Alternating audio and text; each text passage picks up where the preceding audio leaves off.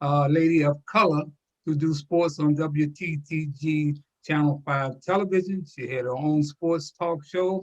I don't know, nothing talk show on Sirius XM. I want to make Maggie all about sports. I was on this so many times. I guess I wanted to make a sports talk show. But my friend for over 40 years and has had my back. And joining us, of course, is our young man that's our youth advocate, political advocate in all things sports, Christopher Johnson. And I just seen that Juanita Bright is on the scene, our community advocate. Welcome to, of course, this is Zoom and Speak the Truth. Gloria Gaddy is with us, and I see our friend Harold Michael Harvey from Atlanta, Georgia. He's a writer, publisher, and the founder of Cascade Publishing House. Welcome, Harold. I'm glad to have you with us again. And we have Carmen. She's a guest. I don't know exactly who Carmen is, but I welcome her because she says she wants to be a part of this Zoom Speak the Truth. Well, first thing I want to do, I'm going to give everybody a minute to kind of evaluate Amanda Gorman and how much hope does she give us? Starting with Jackie. Jackie Jones, tell us about what you thought of Amanda Gorman. Gorman, I'm sorry, Gorman. These poems at inaugurations are always intended to be inspirational, to make us see ourselves at our best, what we could be. And I thought that she did such a wonderful story. But as I listened to the poem, it all kind of, I went along. But when I got to what we call the kicker in journalism, where she said, for there's always light, if only we're brave enough to see it, if only we're brave enough to be it. And that's walking the talk, and I think that, it wasn't just a poem designed to make us see the best in ourselves or what we hoped we could be, but basically it was a charge that we actually do it. And I just love that. It just really, moved me in a way that I hadn't expected to be. All right. Christopher? Yeah, it was lovely. Like I said, as someone who's not a fan of the pageantry or this part of it or much of any of the, ceremonial parts, that it was great. It's inspirational. It's great to see young Black excellence on display and change of pace, something that you definitely wouldn't have seen in the Trump administration under any official, capacity. So it's great to lift the spirits of people and get that weight off of people's shoulders is also very important beyond just legislation, giving people hope. So yeah, perfectly lovely. Okay, Maggie, your take. I looked at it as in your face hope, done very quietly with a loving touch. But she gave us the walking papers and the path to follow if we so choose to. That's the way I looked at it, because there were, we as Jackie said, that, the end portion was definitely a true like flash, but the way she built it all along to me was just wonderful. And, I've reread it probably about 4 or 5 times. And every time I read it, something else jumps out at me as to how she wove the path that we are to go, not just follow, but also to lead. Okay. Juanita. Can't hear you. Unmute yourself. She's unmuted, but we just can't hear her. Is that right? Okay.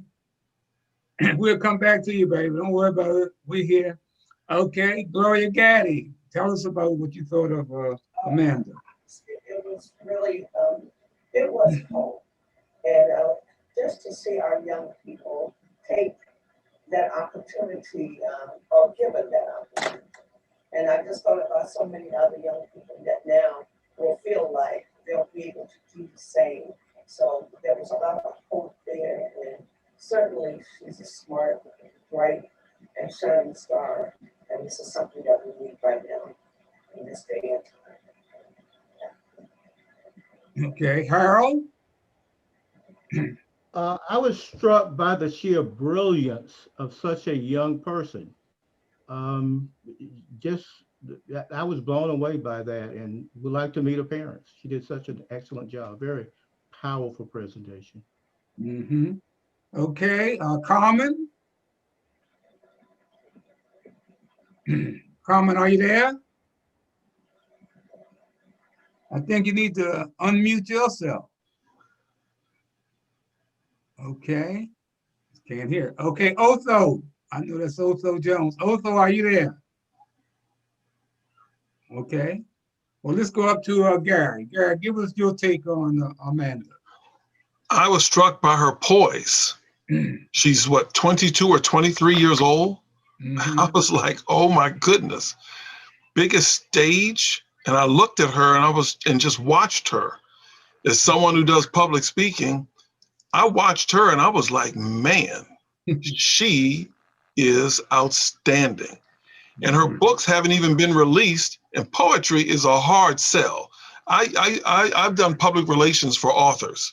Poetry is a hard sell. Her books are already #1 and #2 on Amazon before they've even been released.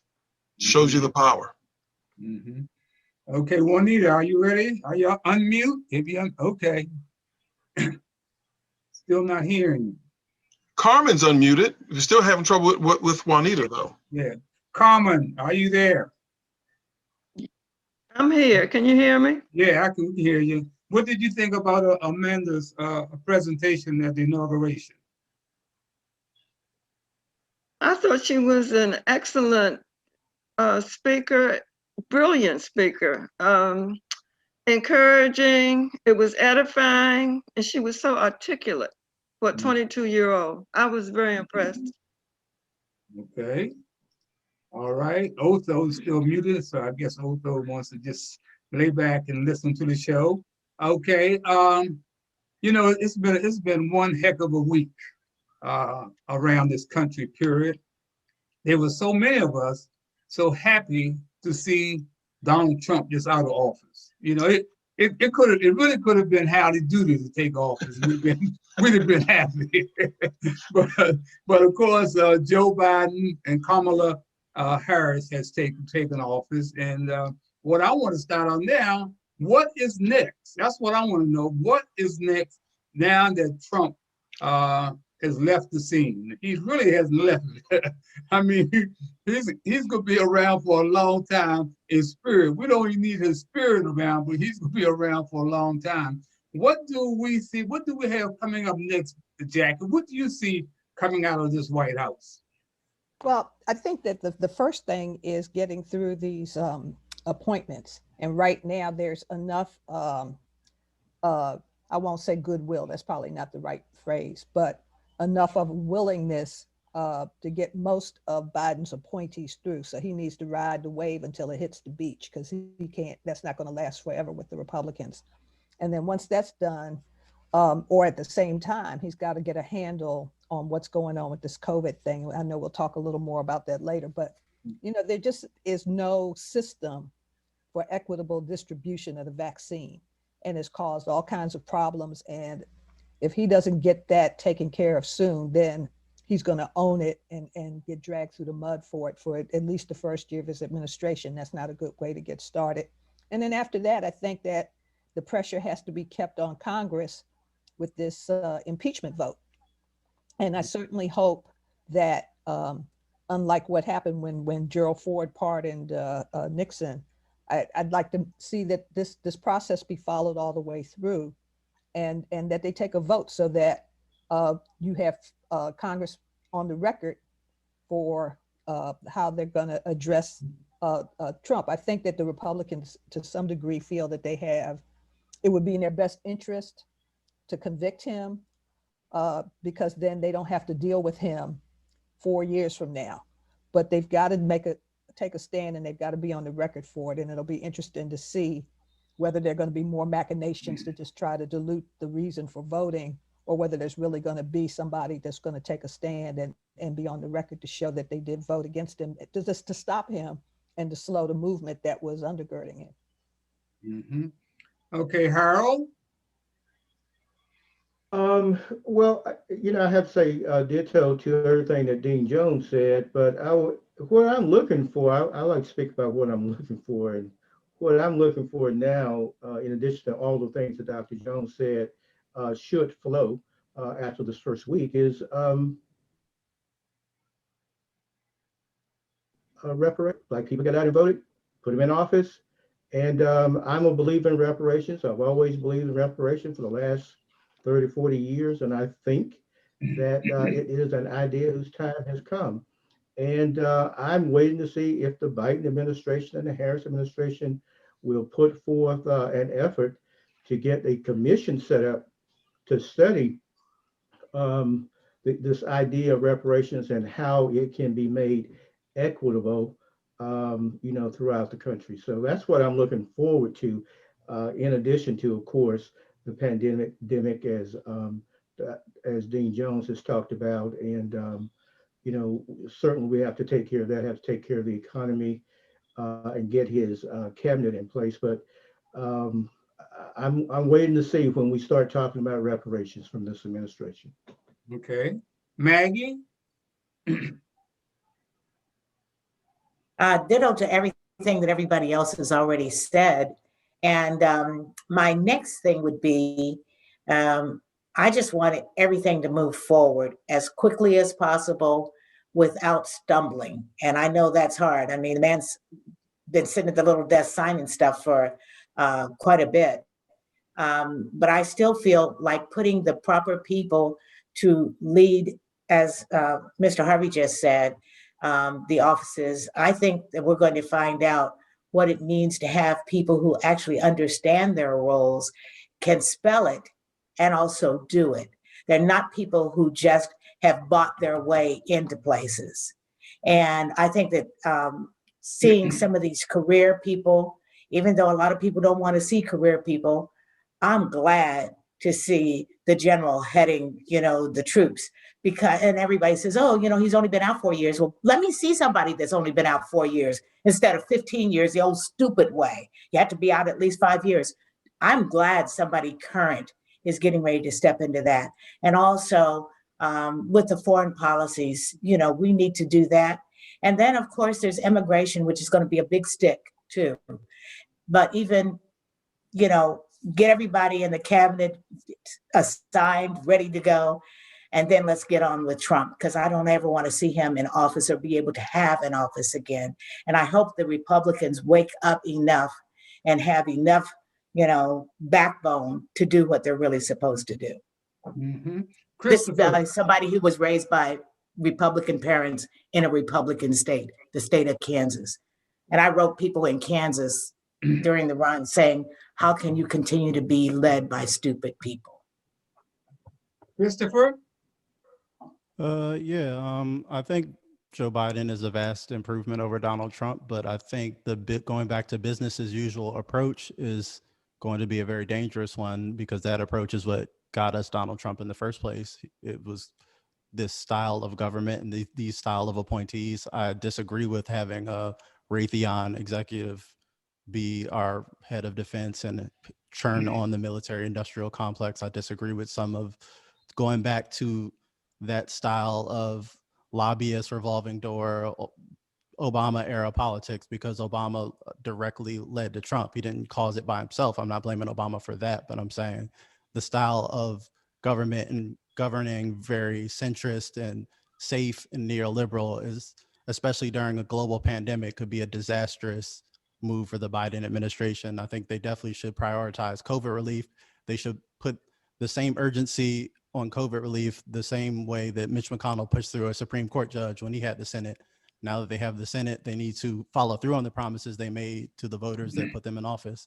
So it's not looking encouraging the way the Biden administration has started and signaling, but we have to just try to put pressure on them to make it politically toxic for them to, drag their feet and make the wrong decision. So that's what's next. You should try to get people health care during a pandemic, which Joe Biden said he would veto Medicare for all if it got to his desk. Nancy Pelosi won't even hold a floor vote on it, even though 80% of Democrats want that. There was reporting that Joe Biden's healthcare plan was lifted from health insurance lobbyists.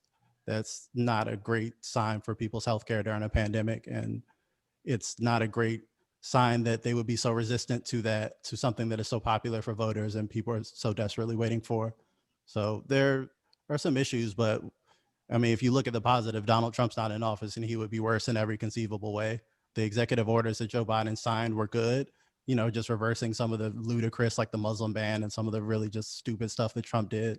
So you take the little victories as they are, and I think Joe Biden will be easier to drag to better positions than Donald Trump, who is just an agent of chaos. So we'll take the small wins where they are and just keep the pressure on. Okay. Juanita, are you unmuted? I can't. Okay, Juanita. Still, you will probably have to go to another computer. Let's try Gloria. Gloria, come on in here and tell us what you expect. Someone can text her. Maybe she's just check her sound. Maybe I should have it. But anyway, I agree with mostly everybody. Some of the comments have been said. My whole concept is not rushing to judgment. We are such an emotional people, and we just love it when people feel good. And I think the whole of the inauguration is a good feel good. But there's a lot of things on the plate, and like Christopher, someone was saying about him signing all those things. I've been watching it too. Being a senior citizen, I can imagine all the stress that is on Biden right now at his age of trying to handle and please everybody right now, make everybody feel good that change is going to come. The change is not going to come quickly. And the one area that he did expound a little bit on that I like to hear a little more about is getting people back to work. I don't think enough talk has been said about getting back to work. This is a very, you'd be surprised how many people are not at work, and including me. And I just don't see enough talk about that or how we're going to actually get there. But this is not over, not by any means. Everybody's in a hurry to get back to the way things were. It will never be the way things were. There is no norm. If anything, it's going to be a new norm. So that's my consensus. I just don't want to be in a hurry to rush to judgment on a lot of these platforms, but want to make sure that they are executed. Gary? A lot of people either don't know or forget that my adult career was spent in government as an intelligence analyst, working for all the major alphabet intelligence agencies. And I spent 4 years inside the West Wing, and I worked for 3 assistants to the president for national security affairs. So for me, there's a breath of fresh air of just seeing competent people in charge, people who know how to govern. Some are retreads, and time will tell, but man, a collective sigh. And I don't know if anyone else has felt this, but the fact that Trump hasn't been able to tweet, I just think, I'm sure it's driving him nuts, but it's pretty good, because the media had to respond to these tweets. And because he was the president, they became official forms of White House communication. But to not have those tweets is really, really, it's like something's been lifted. But also, in addition to being very optimistic, a woman I used to work with named Sue Gordon wrote an op-ed in the Washington Post. She was the deputy director of national intelligence. And she said she's advocating that Trump not get presidential briefings like ex-presidents because of where he is. And I agree 1,000%. I still believe he was a witting or either unwitting asset, but time will tell. But I'm very optimistic where we're going. I can see a lot of what CJ says. I can see a lot of what Maggie says, but I got to tell you, these executive orders and reversing some of these things, this is a step in the right direction. I used to do some work for Dr. Fauci, and I know he's freed up, that he can actually talk about the science without repercussions. So compared to where we were, I'm like, let's go, let's give it a chance. Okay, I just want to say that I think the number one priority right now, they talking about at the by end of February we're gonna have 500,000 deaths because of this COVID. Man, we got to get on the ball, man, because I'm gonna tell you, it looked like in some, maybe not coming from the White House or wherever it's coming from, but it's business as usual.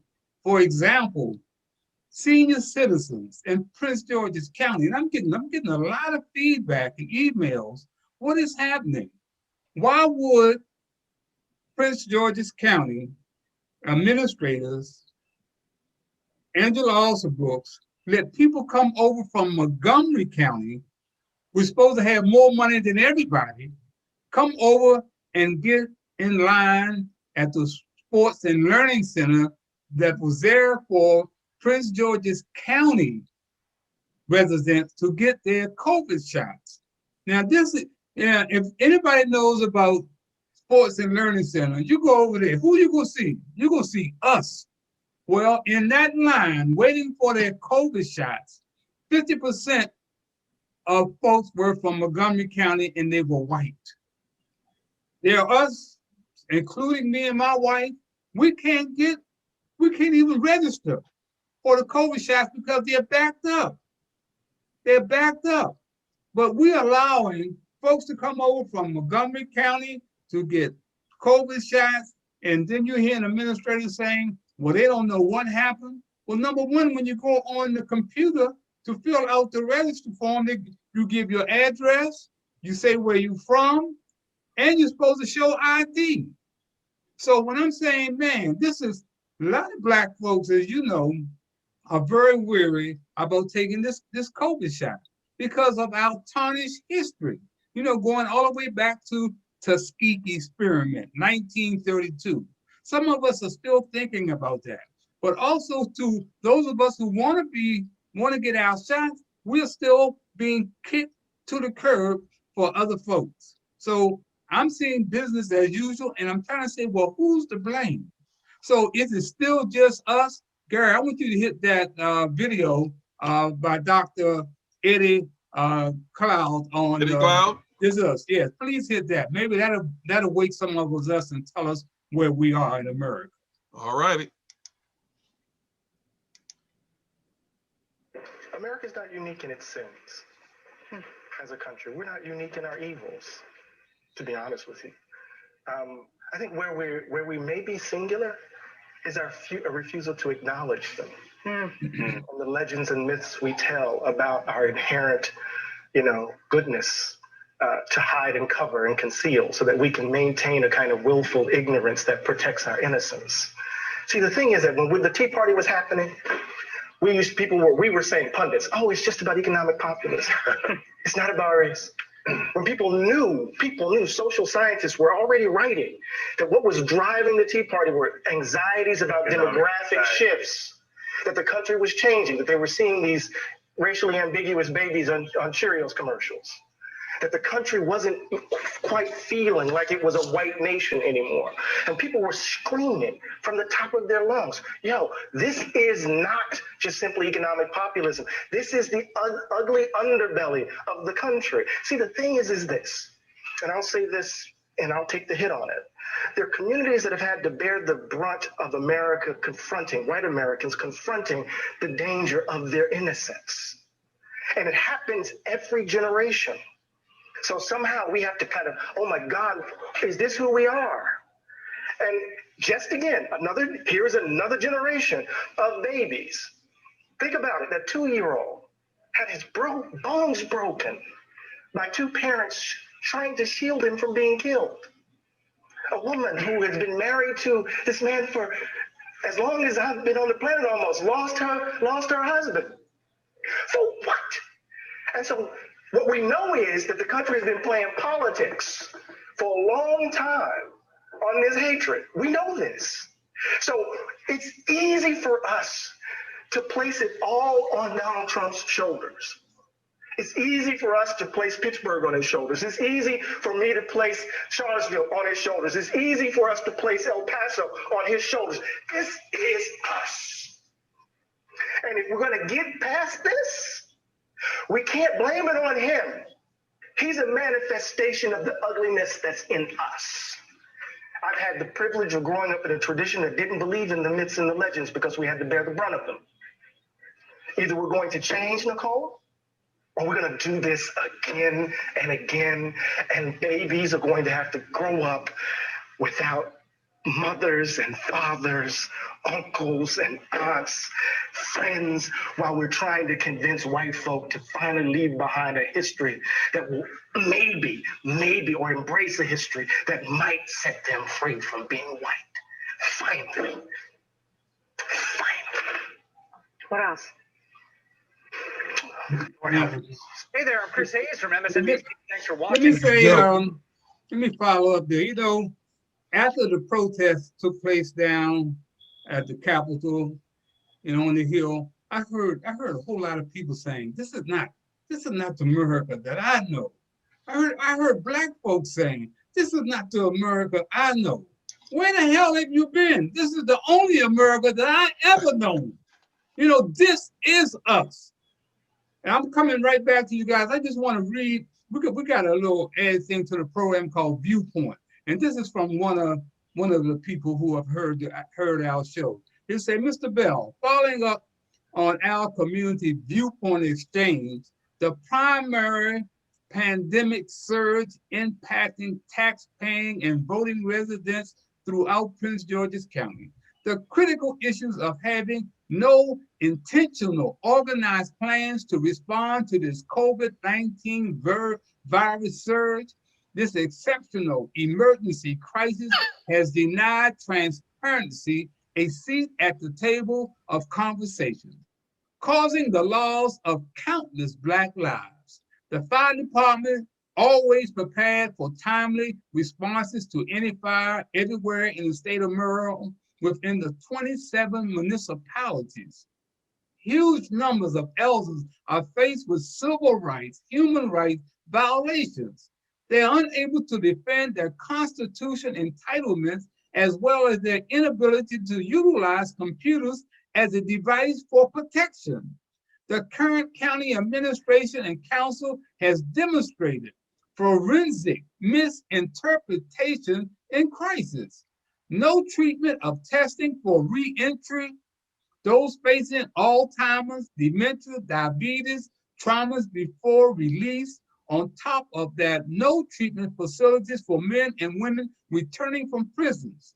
The absence of accountability demands investigatory action. So it needs to be investigated. That's what Mr. Thomas Lewis is saying. So I'm going to come back to you guys and say just what my man was saying. This is us. Is this not America? Let's start out with you, Jackie, again. Every time there's a crisis in this country, you hear that same refrain. This is not, I don't understand this. This is not the America I know. You know, this is not, and as you said, Harold, this is who we are. I mean, we went through that with the Me Too. I remember writing an email to one of the reporters who had been following these cases. And I said, you're not addressing the problem as a whole. You're looking at it industry by industry. Oh my God, the casting couch in the movie industry. Oh my God, it happens to waitresses in restaurants. Oh my God, it's who we are as a country. It's who we've always been. And as long as we find ways to compartmentalize what we do, there's always an excuse. There's no plan for distribution of the virus. There's no national plan. There's no organized plan state by state. They even have what they're calling now vaccine tourism, where people figure out who has the vaccine or who has an excess supply. And if you can use somebody's address or you've got vacation property somewhere, you can go there and put your name in and show up the day of and nobody's checking ID. And you're getting in front of other people getting the vaccine. You know, everything that is a problem happens because somebody is willing to turn a blind eye to it. What's that old expression? Who you gonna believe, me or your lying eyes? Mhm. And people don't want to believe the worst of us. And so they are very willing to let some excuse be this is why this is the exception, we're not part of the rule. And as long as our thinking continues to be that way, there's going to be these kinds of issues repeatedly. It's going to be the virus. It's going to be the justice system. It's going to be it's going to be sexual harassment. It's going to be all of those things because it's all part and parcel of who we are. Nobody wants to address that because it just seems too big an issue to comprehend. So they just kind of leave it be and just kick the can down the road. Hey, Gloria Gaddy, you know, you have been working with senior citizens almost all of your adult life. I mean, you are out in Bowie, and I'm trying to figure out who gave the marching orders for Montgomery County to come over to Prince George's County to get the COVID shots. It had to be either the governor or the executive of Prince George's County. How do you see that, Gloria, from where you're sitting, and what's happening with senior citizens in your community? Well, Harold, it is very critical right now, and as Jackie was saying, it's a lot of things for people. If you don't have regulations and you don't follow through with everything, there's always a way for someone to slip in. And I knew from the beginning, especially DC. DC was easy.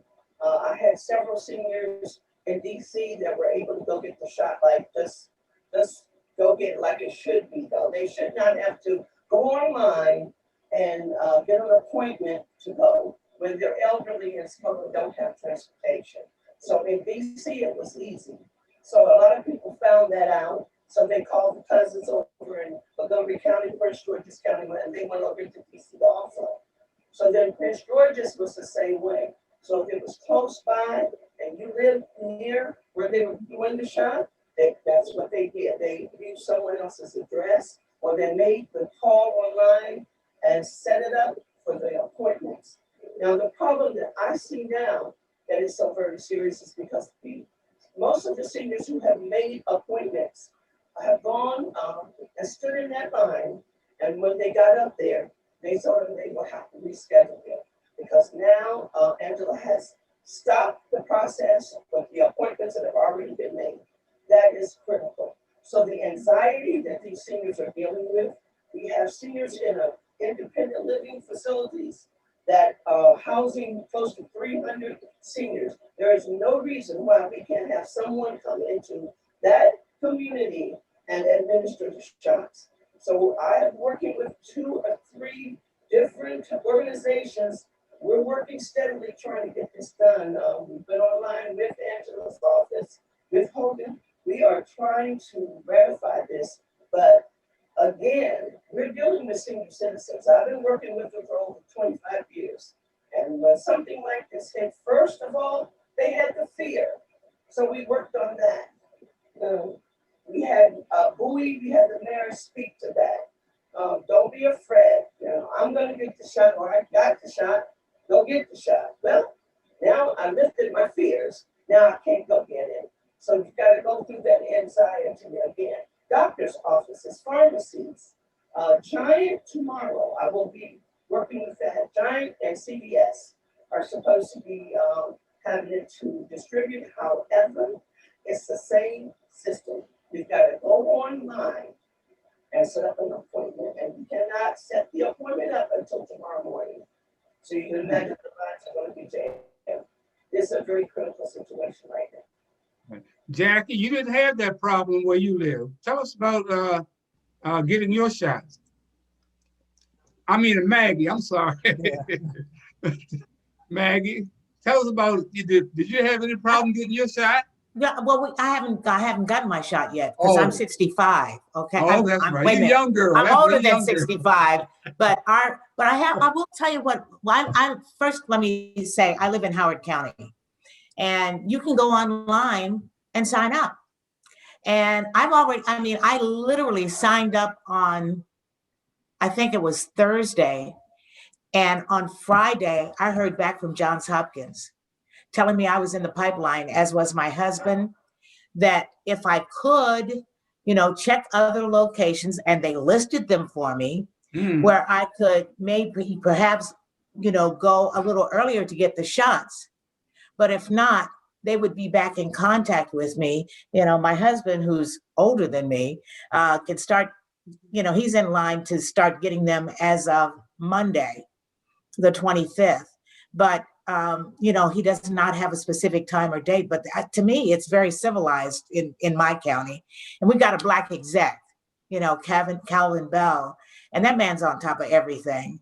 But our biggest problem here in Howard County, we have over 1 million people in the county, is the shortage of vaccine. They ask for, they're asking for 15 to 20,000 per grouping, and they're getting half. So, that's part of it too, the distribution that comes from the state. But it isn't because we're not signed up, we are asking. And like I said, I didn't expect a response that quickly as to, where else I might be able to go. And they're getting ready to set up Howard County Community College as a location too, along with the hospitals and CVS and other places. But it's the shortage of the vaccine. Harold, tell us what's happening in Atlanta, Harold, as far as the COVID-19 vaccinations. It appears to be that things are sort of beginning to move fine. My wife gets the vaccine on Tuesday. I haven't registered to get the vaccine, and I don't think I'm going to take the vaccine. My approach is I'm going to stay in, go out only when necessary, wear a mask, wash my hands, and keep my distance, and wait. Okay. For the, but my wife gets it on Tuesday. She didn't have any problem in getting it. Her doctor apparently did something in order to help facilitate her to get it as quickly as she has been able to register and be eligible for it. Okay. John Hollins has joined us from Atlanta, Georgia. John, community activist, manager, coach of Little League RBI. He's an account executive at CBS television in Atlanta, and a dear friend has been doing some great things in Atlanta. Former president of the 100 Black Men in DeKalb County. Welcome, John. How you doing, John? Hey, Harold, doing fine. Sorry for the delay. That's all right. In most cases, the weekend is a time to relax, but because I do a lot of volunteer work, the weekend's a paperwork time. So I got caught up in doing a lot of paperwork, and I told my wife, I said, oh man, I missed my deadline. So I do apologize, but working all morning. What's happening with COVID in your community, John? Well, one of the roles that I serve that you didn't mention, I serve on the board for Grady Memorial Hospital. Oh yeah, that's right. We are the safety net hospital for the region and the law. Vaccinate as many people as possible, but I heard someone allude to the limited amount. That's one of the issues. We have over 1.2 million citizens in the Fulton, Atlanta metro area that are over 65, and we only have 600,000 doses. So that in itself is an elimination. By serving on the board and being considered a part of the hospital, we as the board members were considered essential, and they gave us an opportunity to sign up for the vaccination. But then we got a letter from the president that due to the limit amount of dosages right now, that they would like for the board to step back and to allow others, unless you're 65 years older with pre-existing conditions. So not just pre-existing conditions, 65 with pre-existing conditions. So there is a shortage. We're hoping to increase that. The word is there's going to be an increase for that. Governor Kemp and our president has requested more, but for right now, we do have a shortage, so we're vaccinating as many people as we possibly can. Okay. Chris, I saved you for last because you're the youngest. You probably go without COVID. Since you're so young, it doesn't affect you. What are you getting out of all this, Chris, as far as this COVID-19? What's happening? Well, I'm down here in Florida, so I don't trust these people down here. So I pretty much stay to myself at all times. So I am wearing my mask, and I'm not congregating with anybody down here. Well, just knowing the politics down here. So, but in terms of just COVID overall, I think this kind of again shows the flaw in our kind of confusing, overly complicated for-profit healthcare system. The only one in the world that is designed this way, with so many private insurers and private companies and private interests that are intertwined in the healthcare system that kind of complicate things when it comes to distributing a vaccine with people with all different types of healthcare plans and different types of premiums and different, once it goes to the States, we have a very complicated medical system in terms of with private insurance in the way of care, basically. And which also private insurance companies also made record profits last year during the pandemic, when many people lost their private insurance from their jobs due to no fault of their own. And they're making profit by denying care during a pandemic. So I think that's an industry we should really take a really close look at going in the future in the Biden administration, in terms of how it's affecting healthcare outcomes, especially during the pandemic, in terms of getting people relief from the virus, not just economic relief, but as you said, distribution of the vaccine itself. Okay. Juanita, it look like we're gonna skip by you again. You still not? Oh, there you are. Can you come in? Okay. Can you hear me? Yeah, we can hear you. Hey. Hey, everybody. Hey. If y'all indulge me for a moment, I just want to vent. I caregive for my mom. She's 85. We live in PG. And I have been making phone calls after phone calls to find out how my mother can get the vaccine. She wants the vaccine, and I want her to have it because of all of her health issues and her, and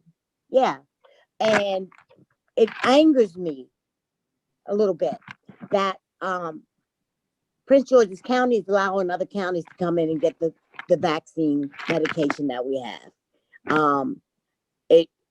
I understand, my understanding, and it may not be correct, but every jurisdiction is getting a certain amount, and nobody is getting too much. Everybody is getting too little. So to allow a big loophole like that to go undetected or unprotected is disturbing. I had talked to Mr. Bell briefly about it, and I spent this morning. I live in a neighborhood where there is an enormous amount of senior citizens just on my block. And I've talked to several of them. None of them have gotten the vaccine. None of them. And they're all over 65, and they all have health issues. My mom is under hospice. However, her medical care is under Kaiser. So why doesn't Kaiser have, and I've been trying to get in touch with a doctor, and I will this week if I have to go down there and hold a sign in the air.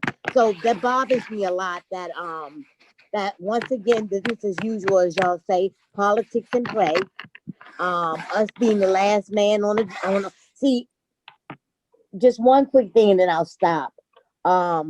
This thing about whenever something happens and this isn't America we know. That's, for me, I agree. And that's bullshit. It is the America we know.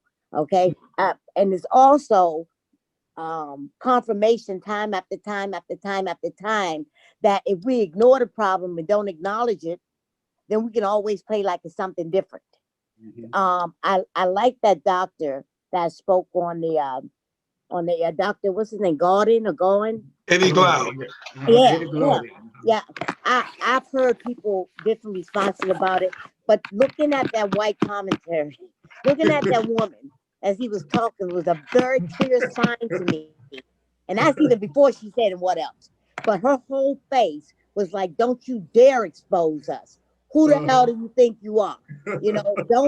Don't speak the truth on my show. That's what I saw on her face. Yeah. And then at the end of it, because even if you don't agree, you can acknowledge the passion of what that man was saying. And she had none of that. And then her response was, okay, and what else? So, and that's where we at. It's whenever we talk about what's real, what applies to us, what we experience, is always, okay, all right, and what else? I don't know what the answer is. I don't know what I can do. I don't know what we can do because our life shows up and it takes time to fight. It takes time. I don't know if also Brooke is a part of this. I don't know if I don't know, but what I do know is that they're all there. She's there. She's a Black woman. And at what point does she think that it might be a good idea for her to be a voice for the Black community? So I'm not knocking her because I you know, as a person, as a woman, I respect her and her accomplishments. But every time something comes up, and I get the bad, we get the Black people get the bad end of the stick, and we got Black people in positions that can be a voice for us. You know, it frustrates me. And yeah, so that's where I am. That's where I am with that. I just one quick thing on the young lady that spoke. Oh, I loved her. In the underground in New York, I used to go to these speakeasies. They were like spoken word and storytelling sessions that happened late night in little small clubs. And there were a lot of her there, a lot of young people. But I was amazed by her poise. I was amazed by the confidence that she had in herself to be able to articulate what she felt and how she saw things. But equally as important, she displayed such an enormous example of love for people, love for hope. Now, I think Maggie or Jack say that word hope. That to me, that was just so amazing. And the way she delivered it, whether you agreed or not, she made you listen. And when people listen and hear things, it makes them have to think about it. So anyway, yeah, that's where I'm at. Thank you. Okay. You better let me talk. I know I talk. Bye. Now, that was good. That was good. I just want to say that, you know, Maggie was saying something about John Hopkins. Well, my wife and I were supposed to go to Baltimore this morning for shots. That's a long trip from Suitland, Maryland. And being at my age, I just didn't feel I could make that trip. So I canceled. But the thing was, I tried to get registered in PG County where I live and couldn't even get registered, you know? So that kind of pisses me off. And I agree, you know, it's just something is wrong, man, that's going on in the Black community. You know, I'm saying once again, we got too many spooks that sit by the door and allow this to happen. Hey, Gary, after we come to you, I want you to go to Hank Aaron, that clip. Go ahead, Gary. I'll make mine short. I was rather surprised last week when I was in my office when my assistant came in and said, "Hey, did you see the email where we're going to get the vaccine?" I'm like, "What?" She goes, "Yeah, you know, we're essential personnel." I said, "Well, where do we have to go?" She said, "Just go online and sign up, and they're going to give it to us right here in the building." I'm like, "Whoa." I was totally prepared because I am not 65 to wait my turn. And so I'm listening to these stories and I was kind of puzzled. This was on Friday, so I'll go in tomorrow and see. But because we are deemed essential personnel with the continuity of government working for these intelligence agencies, it's made available. So it's this have-nots, you know, this whole kind of thing. Made me kind of uncomfortable because my mother's 88 and we've been trying to get her to get the vaccine here in Prince George's County. And my mother's been doing all the right things, and she tells me and my sister, she calls us the warden because she can't go out, but she's doing all the right things. But so yeah, I'm a little uncomfortable. We'll see what happens. Have her at the office that day. She can be part of your essential personnel. Yeah, right. Yeah, work the system. Work the system. All right, Mr. Bell, you want to go to Mr. Hank Aaron? That's right. Let's go to Hank Aaron. We have some breaking news in the world of sports. Legendary outfielder Hank Aaron has died. He was 86. Hammer and Hank slipped away peacefully in his sleep. Hank Aaron was an icon of the game of baseball with a career that spanned 23 years. He famously broke Babe Ruth's record of 714 home runs back in 1974. It was a record that he held for more than 30 years. He retired in 1976 with a career total of 755 home runs. Hank Aaron made his major league debut at the age of 20, and he started his career like so many others back then in the Negro Leagues. I had the great honor of interviewing Hank Aaron for the Today Show in early 2020. Hank Aaron is widely considered one of the greatest to ever play the game. But before he donned that famous Braves uniform, he took the field for the Indianapolis Clowns of the Negro League, leaving his Alabama home in the early 50s. I remember so well my first year that I left Mobile, Alabama. One little coat, $2.50 in my pocket.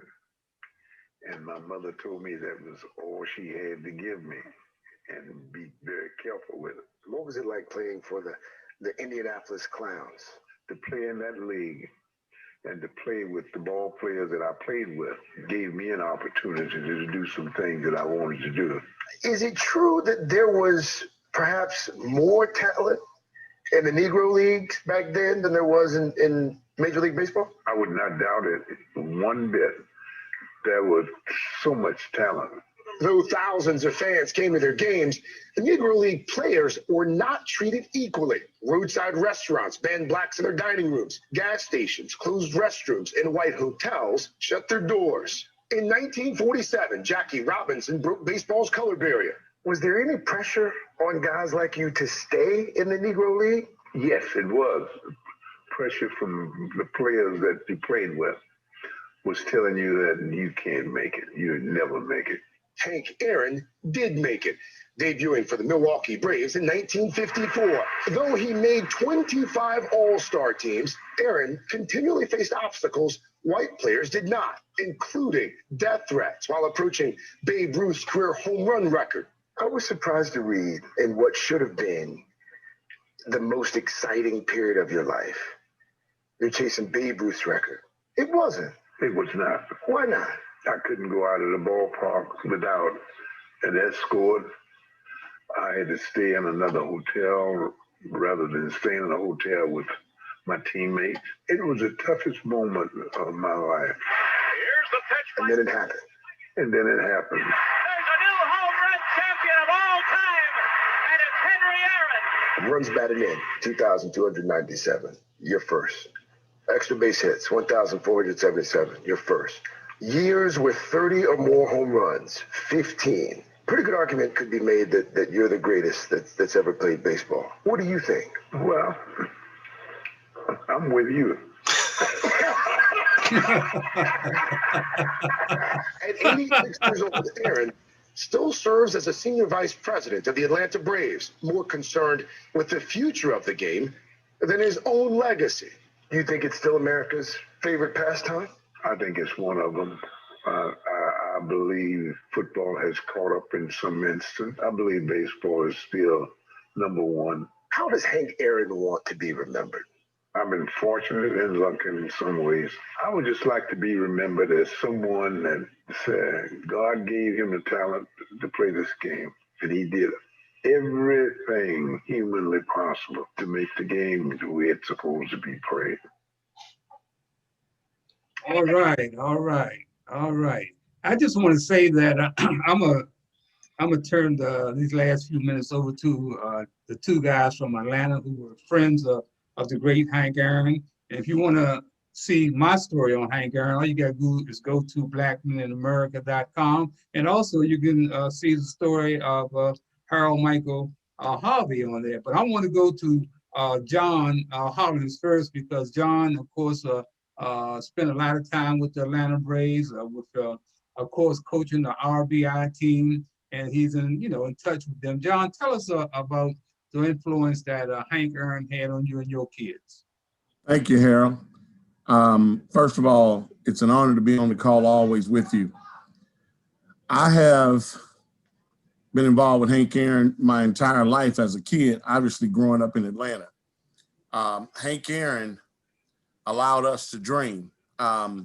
He was the only player that everybody in the neighborhood really knew, because TV wasn't like it is today, where you're able to watch different games. But because of TBS and Channel 17, you had the Braves always on television, and early on you would have the Braves as the game of the week. And so you saw yourself as Hank Aaron, but more importantly, he did more off the field than he did on the field. I've had the pleasure of meeting him several times, and the man carried himself with such a high level of class and integrity that you as a baseball player, inspiring to be someone that he was, all you can think of is, man, he's really humble. He's really a nice guy. And if you listen to everybody who speaks about him, that's all they talk about. You know, Hank Aaron wanted young Black kids to get educations, to do things outside of baseball. I had the pleasure of coaching his grandson for a year, and he came out one time, but more importantly, he was concerned about his grades. He went on to go on to Southern University. He didn't play baseball, but, you know, just a good kid. And now he's working in the company, I believe, I'm not sure. But Hank Aaron, as Harold Michael Harvey can tell you as well, is such a big influence here in Atlanta that we haven't done enough for him as a city. There is no building that I know of that's named after him. He does have a street, but Hank is an icon to the world, to the way he carried himself, the things that he went through, because he is kind of the Jackie Robinson of my era. Understanding, I didn't grow up during Jackie Robinson's era. So Hank Aaron, when he passed, I told a person I felt like a part of me passed. But then he said, no, think about it, John. You got to realize it should be a moment of celebration. But because of him, you do what you do with the RBI program in Atlanta. They allowed me to throw out the first pitch this summer on behalf of Hank Aaron because he wasn't feeling well. And it was my first time in the stadium throwing out the first pitch. And I felt the nostalgia of a baseball player on a major league field having that opportunity. So I say this to you guys that are listening, especially, and not to belabor this, but CJ is a remarkable young man. And I say that the shoulders that you're able to stand on, you may not know much of Hank Aaron, but I will tell you this, that you have a bright future in making a difference in this world, and keep continually believing in yourself and your thought process. It doesn't mean that myself or others are going to always agree with you. A progressive mentality has to be with someone. It's not with everyone.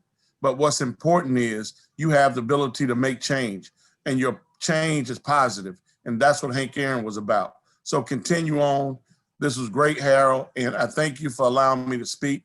Unfortunately, I have to jump off again because I have to get on the call.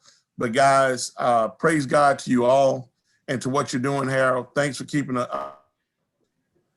All right, thank you, John. Harold Michael Harvey, tell us about Hank Aaron. You're very close to him. Oh man, I tell you, well, they live a couple of blocks down from me, probably less than half a mile.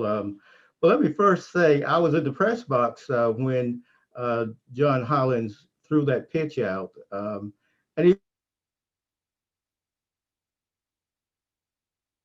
right.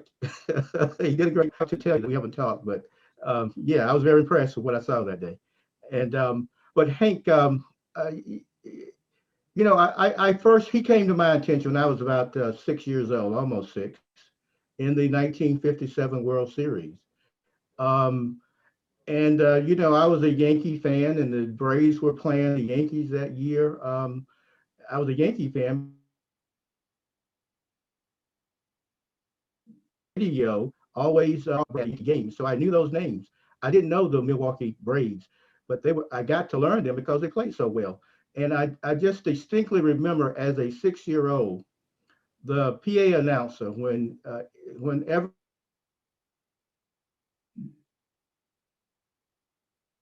Aaron, they always said Aaron. So before he was the hammer, before he was hammering Hank, he was Henry Hank Aaron. And as a 6-year-old, that's how I learned about him. And watching he and Billy Burton perform so well in the 1957 World Series told me as a 6-year-old that I wanted to play baseball. And although I didn't get to the majors, I did play collegiately at Tuskegee. And you fast forward 40 years, my wife enrolls my son in Little League at about age 5 or 6. about the same age I was when Aaron comes to my attention. I didn't know that he really would want to enjoy baseball, so I wasn't keen on him joining at that age because I knew I was a baseball fanatic, and if I got him involved in baseball, I would go all out to try to push him to the top. So I stayed away from that. He had an enjoyment or appreciation for the game after his first practice. So we came home, we were having lunch, and my wife said to me, "What was it about baseball that you enjoyed?" And I told her a story that I heard Hank Aaron tell one day. Hank said that that baseball to him, it was a way for him to express himself. And that was what baseball was to me. I heard Aaron say that as a youngster. And so when I played in high school and in college, it was a way for a little tiny me to express myself in life. And so Coley heard that story, and he was the only child. It was an opportunity for him to express himself, and he blossomed in baseball, and served 3 years as the beat writer for the Yankees for ESPN. So although he didn't play, he writes about baseball. But in any event, Hank Aaron, two words come to mind when I think of Hank Aaron. One is manners. Hank had manners. He had good manners. When Hank would approach home plate from the home dugout or on deck circle, he never walked in front of the umpire. He respected the umpire's space, never walked in front of that catcher. Wherever they were standing, even if they were standing in his way, he walked around them. Not being subservient, but giving them their space. And, he would take his space in the batter box and he would do what he would do because you couldn't beat him. You couldn't throw a fastball by him. And they said he was a guess hitter. Well, he was always guessing on which pitch he was going to throw the fastball. He wasn't going to swing at the curve or the slider of the off-change pitch. He just wanted to know when you're going to throw the fastball. He's trying to get the pitcher into a position where he's got to go red. And so what strikes me about him is about manners. And now my mother taught me manners, but every night I saw Hank Aaron play baseball, those lessons were reinforced. And so he has a bit of shaping my character as a human. Secondly, consistency. When in the 1950s and 60s, my favorite two baseball players was Mickey Mantle and Willie Mays. And I thought in any year now, one of them was going to hit 60 home runs and tie Babe Ruth record for the senior season home run record. And I also thought that one of those two would be the first to hit 714 home runs and tie Babe Ruth. Now, Aaron was playing, but he didn't play with the flash of Mays. He didn't play with the power, the dominating power of Mantle, but he was consistent. So for those first 20 years, he played 22.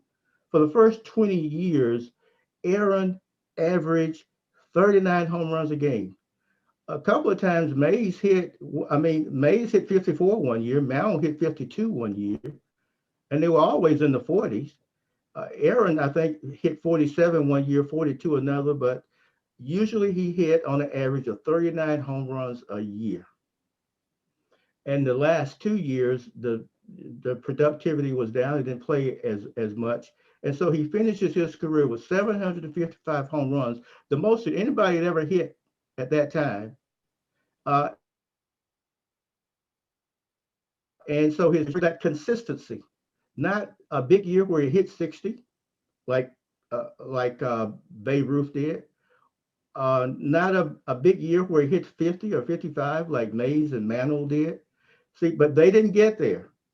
Hank got there by consistently going to work every day and doing the work every single day. Almost the same way, never changed. He weighed the same thing in 1976, I believe, when he retired, as he did in 1953 when he signed with the Braves. The weight never fluctuated, and his game never fluctuated. he always maintained his manners, and it always was a consistent performer. So those two things stand out to me. And I watched that consistency with Hank as he played baseball. And so I've tried to find consistency in the work that I've done. To be consistent. You don't have to be the splashiest or the very best, but just be consistent. Find your level and maintain your level. And in the end, you'll get to the goal. Okay. So that's sort of like what I have to say about Well, Hank Aaron. you can read Harold Harvey's story on blackmeninamerica.com, as well as my story. I want to go to Maggie because Maggie interacted with Hank Aaron on a couple of occasions. Maggie, tell us just shortly how you feel about Hank and what you thought of it. Oh, he was magnificent. One of the best days I ever had in my life was at Operation Hope, which is their Hope Global Forum, which I've been master of ceremonies for about 5 times. But this was in, I think it was 2015, that Hank and Ambassador Andrew Young, who have been, longtime friends, sat in front of the audience and told stories. And that was one of the truly most wonderful times of my life, just hearing them. A lot of people don't realize, Hank Aaron made so little money that he actually worked a second and sometimes third job on the side, had a car dealership. And he said that finally lifted him out of almost poverty while playing full-time in baseball. And just hearing them talk about it, and the fact that Hank Aaron, you talked about the death threats that he got, but he was getting an average of 3,000 per day. Death threats, because he was getting ready to break the Babe's record. And you got to remember, there was no cell phones then. There was no emails. These were handwritten notes and postcards when you talk about the evil that is America, that's it. So, but yet he chose to look over and above that. And he talked about how, years beforehand, he always wanted to be the most outstanding hitter. But when he got to the Braves, he realized they needed home runs, and he changed his whole thought pattern to deliver that. But that's by getting a chance to talk to him, and then because I was backstage, we got a chance to really chat. He had time for everybody. If you wanted a picture with him, he was consummate gentleman, barely even raised his voice. And I already loved him, but I got even more of a glow. And I did get a chance to see him play a couple of times because my dad was a baseball nut, and we went to baseball games, and I got the chance to see him play a couple of times. But always a gentleman, had a little bit of quiet sense of humor, and a lot of pride in what he had accomplished and who he was. And he exuded it. It was just there. That's who he was. So that's my Hank Aaron story. I could tell you so many more, but he's wonderful. Jackie Jones. I never got a chance to meet him or see him play in person. But just the stories about him, the reverence that people, held for him, and such a remarkable story. Just hearing the story is enough to be touching, and was quite moved by his legacy, and just think that he ought to be in every school child's history book. You can't, if you're going to talk about the history of sports, you can't write it without having Hank Aaron. Okay, Gloria Gaddy. I'm just so young, I didn't get a chance to ever meet him or anything like that, and I did not have that history in the Columbus Public Schools in Ohio. So when I started learning things about Hank Aaron, it was on my own. And my mother she definitely was baseball all the way, because she was also raised in West Virginia. She was a Republican. And so baseball was, we listened to him on the radio and everything. And all I can say is that God bless him. And I'm just so glad I can hear these stories today, because sometimes we don't know what's behind that person that so famous for what they've done, but those little things that you all just shared mean so much. Thank you for the opportunity. All right, Christopher.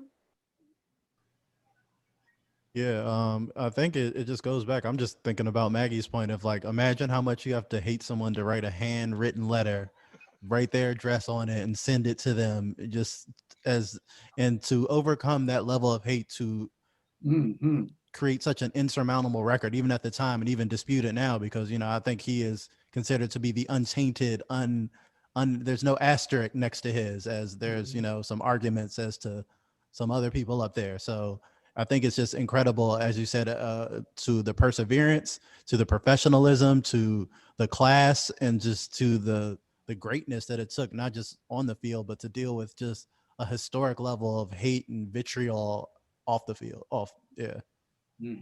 Gary? I've heard a lot of stories about Henry Aaron, and I'm more impressed about the consistency of the stories about how decent of a person he was.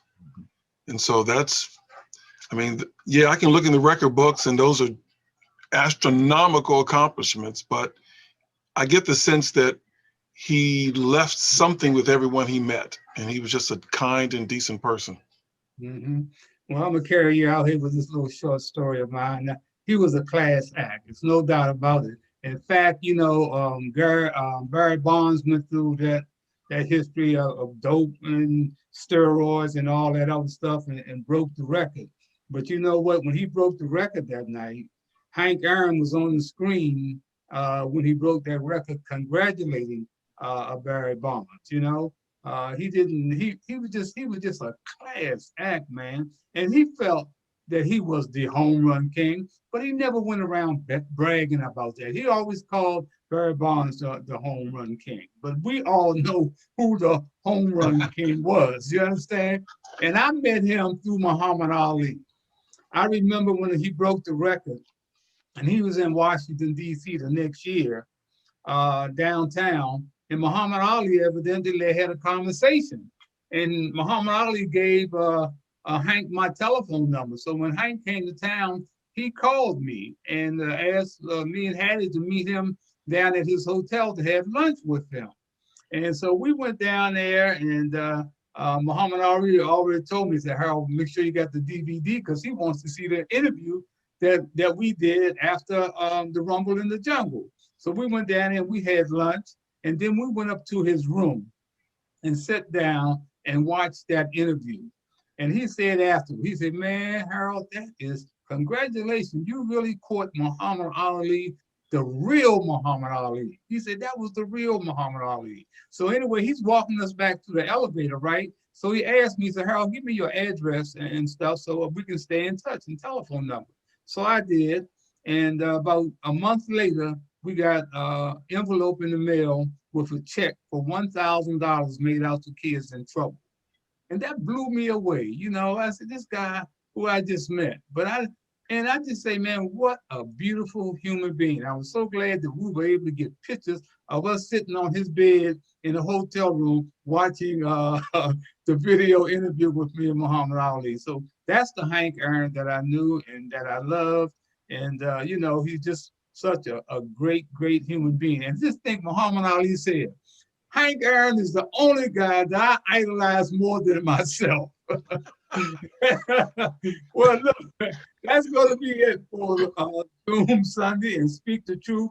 Just remember that every black face you see is not your brother, and every white face you see is not your enemy. And remember, you can go online to blackmeninamerica.com and read Gary's outstanding blogs there from him and from all of us and enjoy.